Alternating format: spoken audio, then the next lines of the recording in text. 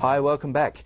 Well, they say it's one of the largest unreached people groups in the world, 250 to 300 million people around the globe. I'm talking about the deaf. And I'm here to chat with a man on a mission to the deaf, Dr. Larry Evans. How are you, Larry? Very good, thank you. Excellent. Good to be with you. Now, you work for the Seventh-day Adventist Church at the global headquarters. At the world headquarters in near Washington, D.C. Okay. So what brings you to this part of the world? Well, I had an invitation to come to speak and live for a few days with a group of deaf, not too far from Brisbane, where they gathered together for, we might call it a camp meeting type thing. Okay, and how'd that go? Yeah, it was very good. I enjoyed it. We had a wonderful time talking about spiritual things, nurturing and building up the spiritual experience of our deaf. Oh, that sounds great. I understand also, Larry, you visited Papua New Guinea while you were in this part of the world. Yes, it's a good experience. I've been to Papua New Guinea a number of times. This particular time I was talking with pastors, but of special interest was a visit with a pastor who happens to have 20 or so individuals who are deaf who are meeting each week to go to church. Okay. And they are all deaf, and he happens to be an interpreter. He has been an interpreter through grade school when he was a teacher.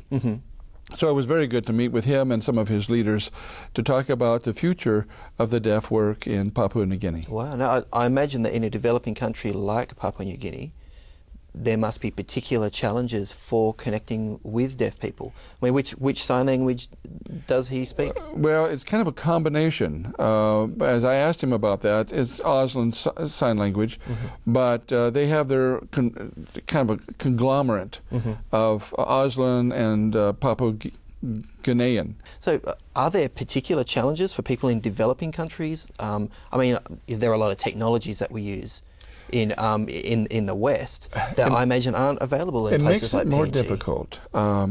You know, one of the things working with the deaf, those of us in the more developed countries tend to think in terms of PowerPoint and computers and all this. I would venture to say that whether we are developed or developing countries, the number one thing is relationships. Yeah. You know, it's not a program that's going to reach the deaf. It's people. People who care, people who are compassionate, and the deaf respond to that. The problem with the deaf, wherever we are, no matter what country, is they have been felt to be ostracized, pushed out of the culture, pushed out of whatever, neglected. Excluded. Excluded, oftentimes not intentionally, but they feel that. Yeah. Well, I mean, as I said in my introduction, 250 to 300 million people around the world who are considered an unreached people group. Well, the reason why we call them unreached is because there's less than 2% of that number who are Christian. Wow.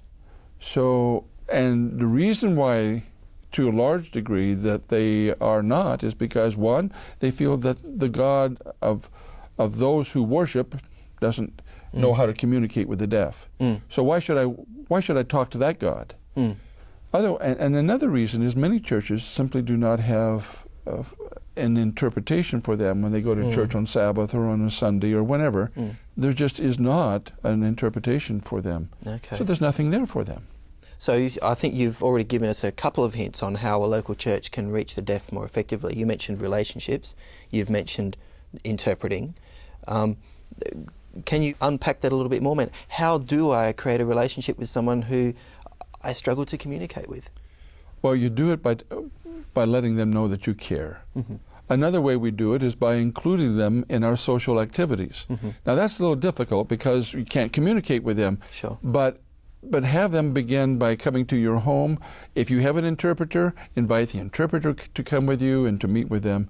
The idea, though, is to be friendly, to be kind to them. Sometimes simply taking a casserole, a little dessert, or something special that you think that they might appreciate. Most of all, notice them. Be close to them. Sit with them in church. For years, I mean, the way I got started with the deaf workers, I noticed that a pastor came to pastor's meeting and he couldn't hear anything. So then I took him to my office, and we typed out, at that time it was a TTY, just a little LED screen, but now we have the computers, and he would type and I would type, and I would brief him on the things that were happening that would be of interest to him. Okay, so even if you don't know sign language, you could, for example, have a laptop there and be typing notes that you're hearing from the sermon and pointing to the verses in the Bible. And absolutely. Wow. Can you give me an example of sort of, I guess, a best practice sort of, you know, church that a congregation that you've seen that does this really well? Have you seen that anywhere around the world? Sure. And there are some really strong examples in South America. I can think of some in North America, but scattered around there are a few that really do it well. They have an interpretation, for example, but the interpretation, and we say interpretation rather than translation, interpretation, the deaf need to set up front. And the reason why the deaf need to set up in front, say in a church, and off to a side even, that would be fine, because they can easily be distracted by people running back and forth or doing different things, because their eye has to be focused on the speaker or whoever is signing for them. So that's, to me, that is one of the things. And they also have a song leader who is signing that song. And the deaf is quite amazing. They are geared towards rhythm more than the rest of us. Yes. So this is something for our audience perhaps who's not too keen on, you know, contemporary worship music. It's actually something with a bit of heavy bass and a rhythmic thing is actually going to work better for a deaf audience. Is that right? It doesn't have to be really lively music, but if there is a solid beat to it, that's easier. And it's very interesting, if you've never seen it, you can have a deaf quartet, for example. Wow. And the deaf quartet will often kind of dance to the music as they begin to do their sign language. Wow, that's incredible. It's a culture. See, we must not think of deafness as a disability. It is a culture. And since I mentioned the word disability, something that's very, very important is we must not think of deafness as a disability or any other impairment, because if we do that, we begin to identify a person with what they cannot do rather than who they are. One of the best things that the rest of us can do, regardless of, quotes, the disability, it is to identify with what they can do. If we do that, then we can find a place for them in the church. So look for the strengths, not the weaknesses. Yeah, it goes for anyone, I guess. It goes for anyone, but it's really true for the deaf too. Now you had a Bible text you wanted to share with us here, Larry. You know, people ask, why is it that I have such a passion for this? Well, I don't know. I didn't put the passion in my heart for this, but there is a Bible passage that drives me. It's found in Proverbs 31, verses 8 and 9. Here's what it says. Speak up for those who cannot speak, who cannot speak for themselves, for the rights of all who are destitute. Speak up for those people.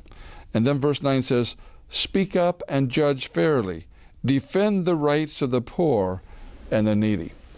And that's what I do in my new job. Boy, that's incredible, because you read that text and you hear it a whole new way in a whole new context. Right. Hey, thanks so much, Larry. I really appreciate your time. If our viewers want to find out more about Adventist Deaf Ministries International, you've got a website, have you? Absolutely, we have a website, but we also have a new deaf channel that is coming. Oh, great. This new deaf channel will have subtitling, we'll have it in 5 languages.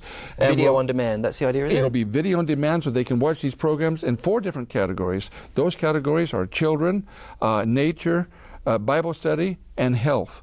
Okay. Geared for the deaf. 200 programs waiting to be watched. Awesome. Love it. There's a deaf channel, AdventistDeaf.org. Well, there you go. There's a couple of websites for you to check out. Thanks so much for your time, Larry. I really appreciate it. It's inspirational to hear, what God's doing with the deaf community around the world. God is active. We need to join Him. Great. We'll see you straight after the break.